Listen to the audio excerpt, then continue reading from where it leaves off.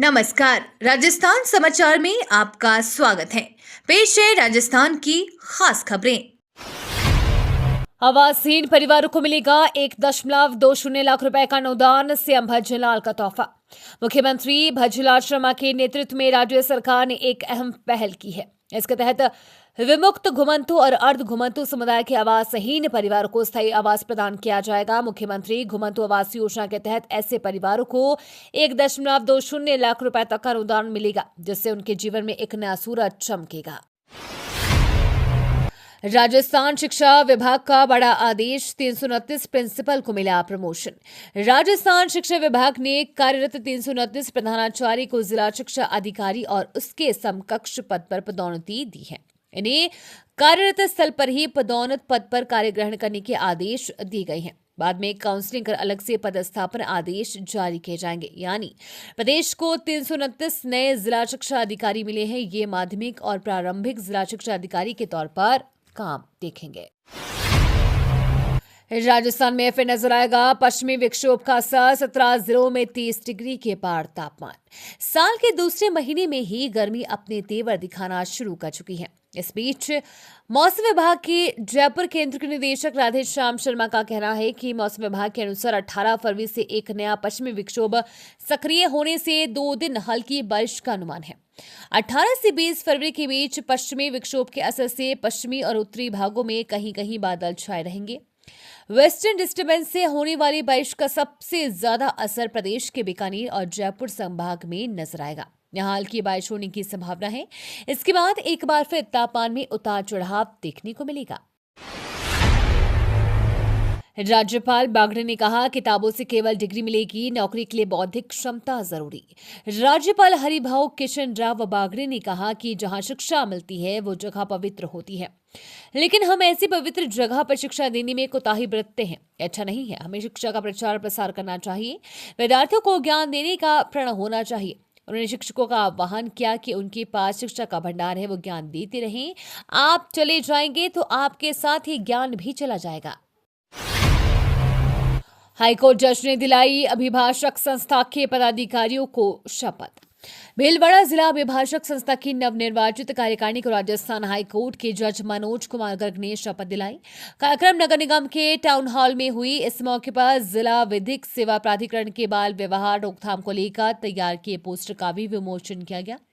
समारोह में हाईकोर्ट जज मनोज कुमार गर्ग ने भीलवाड़ा में कोर्ट के लिए भूमि आवंटन में हो रहे विलंब पर कहा कि जो काम 1.5 साल में हो रहा है वह वास्तव में 1.5 दिन का ही है। इस पर कार्यक्रम के अतिथि बार काउंसिल ऑफ इंडिया के को चेयरमैन सुरेश चंद्र श्रीमाली ने विधायक अशोक कोठारी से आग्रह किया कि वे नए कोर्ट परिसर के लिए राज्य सरकार से जमीन दिलवाएं। एनएसयूआई की नशा छोड़ो जीवन जोड़ो साइकिल यात्रा जैसलमेर से होगी रवाना। बेरोजगारी और छात्र संघ चुनाव के मुद्दे उठाएंगे। कांग्रेस के छात्र संगठन एनएसयूआई ने नशे के खिलाफ नशा छोड़ो जीवन जोड़ो साइकिल यात्रा निकालने का ऐलान किया है। ये यात्रा 22 फरवरी को जैसलमेर से रवाना होगी और 8 जिलों से गुजरेगी। इस यात्रा के दौरान नशे के साथ साथ बेरोजगारी प्रदेश में, छात्र संघ चुनाव बहाल करने, शिक्षा के स्तर में गुणवत्ता लाने, परीक्षाओं में धांधली रोकने, यूनिवर्सिटी, कॉलेज और स्कूलों में रिक्त पदों को भरने और कोचिंग माफिया पर नकेल कसने की मांग भी उठाई जाएगी। सेक्रेड स्पिरिट फेस्टिवल 2025 ख्याल महफिल में गूंजी जयपुर शास्त्रीय गायक घराने की आवाज। मेहरानागढ़ म्यूजियम ट्रस्ट द्वारा आयोजित 3 दिवसीय सेक्रेड स्पिरिट फेस्टिवल 2025 के दूसरे दिन सैकड़ों देशी विदेशी दर्शकों की मौजूदगी में जसवंत थड़ा, चौखेला, भागवत, जनाना, डियोड़ी प्रसिद्ध कलाकारों ने अपनी कला का बेहतरीन प्रदर्शन कर लोगों का मन मोह लिया। ट्रस्ट के महाप्रबंधक जगत सिंह राठौड़ ने बताया कि जसवंत थड़ा पर मॉर्निंग ख्याल महफिल के तहत जयपुर घराने के प्रतिभाशाली ख्याल शास्त्रीय गायक मोहम्मद अमान खान ने राजस्थानी परंपरा से जुड़ी सुबह के राग की प्रस्तुति दी। महिला और बच्चों के लिए मिनी सचिवालय में खुला वात्सल्य केंद्र। अलवर जिला कलेक्टर डॉक्टर आरतिका शुक्ला ने जिला प्रशासन की अभिनव पहल पर महिलाओं एवं बच्चों के लिए मिनी सचिवालय के प्रथम तल पर तैयार कराए गए वात्सल्य केंद्र का फीता काट कर शुभारंभ किया। कलेक्टर ने बताया कि मिनी सचिवालय में जिले के प्रमुख कार्यालय स्थित हैं और यहां बड़ी संख्या में महिला कर्मी पदस्थापित तो हैं ही, साथ ही जिले भर से बड़ी संख्या में प्रतिदिन महिला परिवादी यहां आती हैं। इन महिलाओं व उनके बच्चों के लिए सुरक्षित चाइल्ड फ्रेंडली कक्ष वात्सल्य केंद्र के रूप में तैयार कराया गया है, जिसमें महिला कर्मी व महिला परिवादी अपने बच्चों को इस कक्ष में छोड़ सकती है। राजस्थान के पंचायती राज उपचुनाव में बीजेपी की बड़ी जीत, मदन राठौड़ बोले, जनता भाजपा लाल सरकार के काम से खुश। राजस्थान के पंचायती राज उपचुनाव में बीजेपी ने बड़ी जीत हासिल की है। भाजपा ने पंचायत समिति सदस्य उपचुनावों में 16 में से 10 सीटों पर जीत हासिल की। जिला परिषद की 3 सीटों में से 2 पर भाजपा को जीत मिली है। प्रदेश अध्यक्ष मदन राठौड़ ने कहा कि मुख्यमंत्री भज्जल शर्मा के नेतृत्व में भाजपा सरकार ने 1 साल में संकल्प पत्र के 50% से अधिक वादों को पूरा किया है। उन्होंने बेरोजगारों को रोजगार देने के लिए ठोस कदम उठाए, किसानों की आय बढ़ाने के लिए एमएसपी में वृद्धि और किसान सम्मान निधि बढ़ाने जैसे महत्वपूर्ण निर्णय लिए। खाटू श्याम का लक्खी मेला 28 फरवरी से 2 जिगजैग रास्तों से होकर गुजरेंगे श्रद्धालु।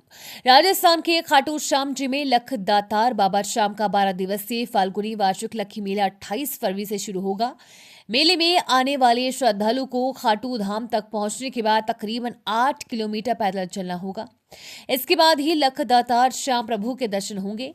श्री श्याम मंदिर कमेटी संपूर्ण मेला क्षेत्र की व्यवस्थाओं की तैयारियों में जुटी हुई है। इन सभी व्यवस्थाओं की पुलिस और प्रशासन के अधिकारी समय समय पर देख रेख कर रहे हैं। उद्योगपति गौतम अडानी ने अजमेर दरगाह में चढ़ाई चादर के साथ में पत्नी भी रही मौजूद। उद्योगपति गौतम अडानी ने अजमेर शरीफ स्थित 11वीं सदी के सूफी संत हजरत ख्वाजा करीम नवाज की दरगाह में चादर चढ़ाई। इस दौरान उनके साथ उनकी पत्नी प्रीति अडानी, भाई राजेश अडानी और उनकी पत्नी शिलीन भी मौजूद रही। हाँ जी, सैयद सलमान चिश्ती ने गौतम अडानी को ग्लोबल पीस अवार्ड से सम्मानित किया, जो उनके नेतृत्व, योगदान और परोपकारी पहलों की सराहना के रूप में दिया गया। चिश्ती ने एक बयान में कहा कि हजरत ख्वाजा गरीब नवाज ने सार्वभौमिक प्रेम, मानवता की सेवा और शांति का संदेश दिया। गौतम अडानी और उनका परिवार इन सिद्धांतों को अपनाते हुए लाखों लोगों के कल्याण के लिए निरंतर प्रयासरत है। 5वीं और 8वीं बोर्ड परीक्षा का टाइम टेबल जारी। प्रारंभिक शिक्षा विभाग ने 5वीं और 8वीं बोर्ड परीक्षा का टाइम टेबल जारी कर दिया है। इस बार 8वीं बोर्ड परीक्षा 20 मार्च से शुरू होगी, जबकि 5वीं बोर्ड परीक्षा 7 अप्रैल से शुरू होगी। 8वीं की परीक्षा का समय दोपहर 2 से शाम 5:20 पर तक है। 5वीं की परीक्षा का समय सुबह 8 से 10:30 तक है। विद्यार्थी 50% या इससे अधिक दिव्यांग होने पर प्रश्न पत्र हल करने के लिए 1 घंटा अतिरिक्त मिलेगा। 15% या इससे अधिक विकलांगता पर श्रुत लेखक देय होगा। परीक्षार्थी अपना नामांक उत्तर पुस्तिका एवं बुकलेट में निर्धारित स्थान के अलावा कहीं नहीं लिख सकेंगे। कोटा में केमिकल फैक्ट्री में गैस रिसाव, कई स्कूली बच्चे बेहोश, घटनास्थल पर मची अफरा तफरी। कोटा जिले के सुल्तानपुर में एक केमिकल फैक्ट्री से गैस रिसाव के चलते स्कूल में अफरा तफरी मच गई। जानकारी के मुताबिक इस घटना में 17 स्कूली छात्राएं और एक बुजुर्ग महिला की तबीयत बिगड़ गई। 9 छात्राओं व महिला को कोटा के अस्पतालों में भर्ती कराया गया। 8 छात्र छात्राओं को प्राथमिक उपचार के बाद छुट्टी कर दी गई थी। शुरू होगा नक्शा पायलट प्रोजेक्ट, ड्रोन से शहरी भूमि का सटीक सर्वेक्षण। प्रदेश में 18 फरवरी को नक्शा पायलट प्रोजेक्ट का शुभारंभ होने जा रहा है। इस पहल के तहत ड्रोन टेक्नोलॉजी के माध्यम से शहरी क्षेत्रों में संपत्तियों की सटीक मैपिंग की जाएगी। इस प्रोजेक्ट के लिए राज्य सरकार ने 10 प्रमुख शहरों का चयन किया है, जिनमें नाथद्वारा नगरपालिका भी शामिल है। एसएमएस अस्पताल के चिकित्सकों ने मरीज को दिया नया जीवन दावा। विश्व का सर्वाधिक लंबाई का स्पाइन ट्यूमर निकाला।